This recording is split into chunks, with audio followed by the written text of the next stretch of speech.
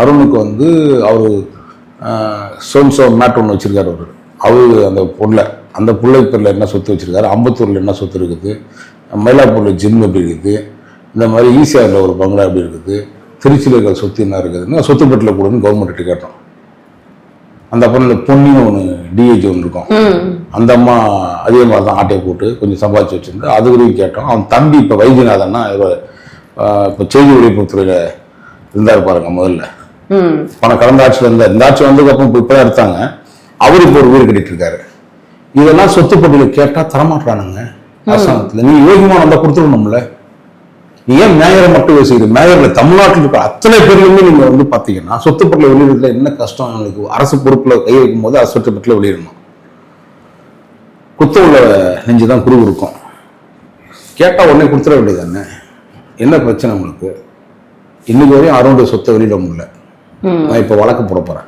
David சென்மனை இதாகல. இப்படி பல பேர் இன்னைக்கு கடந்த ஆட்சியில் சொத்துக்களை சேர்த்து வச்சது மேயர் பிரியா மட்டும் இல்லை, நேரு மட்டும் இல்லை, இந்த மாதிரி பல பேர் இருக்கான், பல அமைச்சர்கள் இருக்கான். சொத்து பட்டியல் எல்லாருக்கும் வெளியிடணும். இவங்க என்ன சொல்றாங்க, எலெக்ஷன் கமிஷன் வரும்போது மட்டும் இவங்க ஒரு ரிப்போர்ட் ஒன்று கையில் கொடுத்துருவாங்க. அதில் எப்படி கூடுதலாக வருமானம் வந்துச்சுன்னு சொல்லுவாங்க. இதுவே இப்போ கடந்த தேர்தலில் பார்த்தீங்கன்னா இந்த மாதிரி பல இடங்களில் பல வேட்பாளர்கள் வந்து தவறான சொத்து பட்டியலை வெளியிட்டு எலெக்ஷன் கமிஷனையும் ஏமாத்திருக்கான்.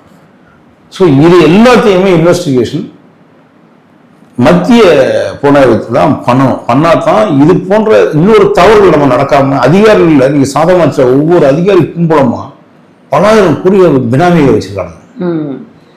அவனுக்கு சோன்சே வேலை பார்க்குறவன், நான் சோன்சே வேலைலாம் புரிஞ்சுக்கணும். சோன்சே வேலை வந்து பார்க்குறவன் பல விஷயங்களை வேலை பண்ணி தராம அவனுக்கு வந்து அவன் குடும்பத்துக்கு எடுப்பு வேலை பார்க்குறாங்க, அவன் சொந்தக்காரனை பார்க்குறாங்க, கீப்பி வீட்டுக்கு பார்க்குறாங்க, ஐஏஎஸ் ஐபிஎஸ் ஆஃபீஸருக்கு. இவங்க தான் இன்னைக்கு பெரிய பினாமியா இருக்கிறான்.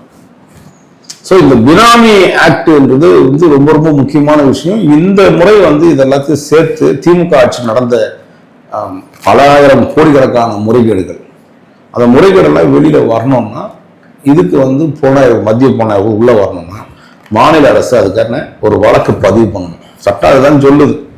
இது தமிழக அரசு எடுத்து பண்ணுவாங்களா? பண்ணா மக்கள் வரவேற்பாங்க. உண்மையாகவே சினிமாவே இருக்காம நிஜமான சினிமாவும் பார்க்கணும் மக்கள் விரும்புறாங்கல்ல.